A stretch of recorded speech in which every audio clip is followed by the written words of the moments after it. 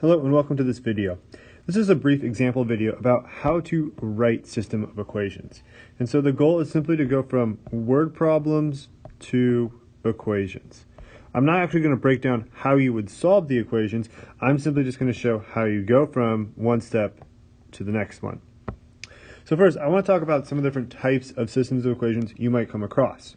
So if you think about, some of the problems you probably have already solved, we have systems that could look like this. 3x plus y equals 6, and then y equals 2x minus 5. You might have something that looks like 3x plus y is equal to 6, 2x minus 3y is equal to 8. We could also have something that looks like y equals x plus 5, y equals negative 2x plus 4. And also thrown in there is where we have something like, let's just say 4x minus 5y is equal to 10. We have x is equal to 2y plus 3. And so here we have a variety of different looks we have. These two share where we have x and y on one side and then one variable solved in terms of the other. These two right here have all the variables on one side and are equal to numbers, or equal to constant values. And finally, these down here are both solved for the same variable. Now, as you're reading problems, you got to ask yourself, which kind of setup do I have here? Do I have a situation where we have two variables on one side, and then we have one variable in like some sort of relation or expression for that? Do we have both variables on the same side? And so that's the goal of the video. Is let's look at some examples and let's just try to find a way to set up, because ultimately practice is the best way to kind of figure out how to set these up. So here's the first example I have for us. Taylor made 7 shots in his basketball game and took no free throws. He scored 16 points. How many 2-point and 3-point shots did he make? Well, it always helps to kind of ask yourself, what do x and y equal? So, or what do x and y necessarily equal? What do they represent? So, x could be something, or let's look at the situation here. There are two things going on, 2-point shots, 3-point shots.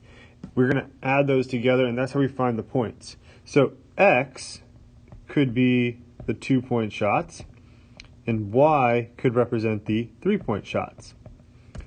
Well, what we know is that he made 7 shots. Now, what I tend to see is students try to take all this information and make one big, fat, mega equation. But really what we want to do is try to make two simple equations. So we know he made 7 shots. Okay, so we'll have 7 here, and that's going to equal something. It's going to equal however many 2-point shots he took plus however many 3-point shots he took and made. So that's going to be an x plus y situation. Then we look at 16 points. Well, where does that come from? Well, for each 3-point shot he makes, he gets 3 points, so 3y. And then for each 2-point shot he takes and makes, he gets 2 points. And so that's our system right here. We have both variables set up on one side. We're looking at maybe like, you're adding two things together, not necessarily with any coefficients. So notice how these are just ones or blank. But then down here, you're going to use the same quantity of them, and maybe you're applying a value. All right. And so this could also work with like money, where you're buying a handful of things, and then they cost this much, and then how much do they, there's the total cost. And so this could be a value, and here we have total value. All right, let's look at another one. Mr. W went to the movies and bought 2 adult tickets and 1 children's ticket and spent $27.50. Mr. C also went to the movies. He bought 2 adult tickets and 3 children's tickets and spent $42.50. How much does 1 ticket cost? Or 1 adult, 1 children's ticket. So again, I'm going to try to identify what x and y represent. I'm going to say x is the adult movie or tickets, and then this y is the children movie tickets. And here, what I'm seeing are the 2 simple equations based on me and Mr. C.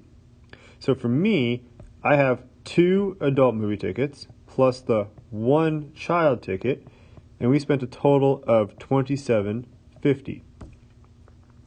Whereas Mr. C bought 2 adult tickets plus 3 children tickets, and he spent $42.50. All right, this is what I'm talking about. Make 2 simple equations. One equation about one person in the story, and another equation about the other person in the story. And then from here, we could decide what method to use to solve, but not for this video. Another example, Ellie and Kate made Valentines, 35 Valentines one afternoon. If Ellie made 5 more than twice the Valentines that Kate made, how many Valentines did each of them make? Well, we have a couple of options here. Again, what do X and Y represent? Let's say X represents Ellie's Valentines and Y represents Kate's Valentines. Together, when they worked, they made 35 of them total. So we have that. Now we have to think. Ellie made 5 more than twice the number as Kate's. So Ellie's, which is X, will equal some variation of Kate's. So 5 more than twice Kate's is 2y plus 5. And so here we have a mixture of variables on one side and solved for one variable. So potentially being set up for a substitution problem. Finally, let's look at this one. Josh and Amber both have the same amount of data for their phones, but have different plans. Josh spends $25 a month plus an additional $15 for each gig of data he uses. Amber spends $40 a month plus an additional $5 for each gig of data she uses. When will their data plans be the same? Now normally, when you see this, that means you have y equals something, y equals something. But again, let's follow our process. X is going to represent how many gigs they use, or in this case, extra gigs, because that's what's going to determine the cost. Y is going to be the overall cost. And so I just have to find 2 equations. So one for Josh. So y equals 15x plus 25. He's spending $25 regardless. That's just the data plan. But if he goes past his data, depending on how many gigs he uses, he'll have to spend an extra $15. So if it's 1 gig, it's $15. If it's 2 gigs extra, $30. And we have to add that to his monthly fee of $25. Amber has a similar problem. Y equals, and then here it's going to be 5x plus 40.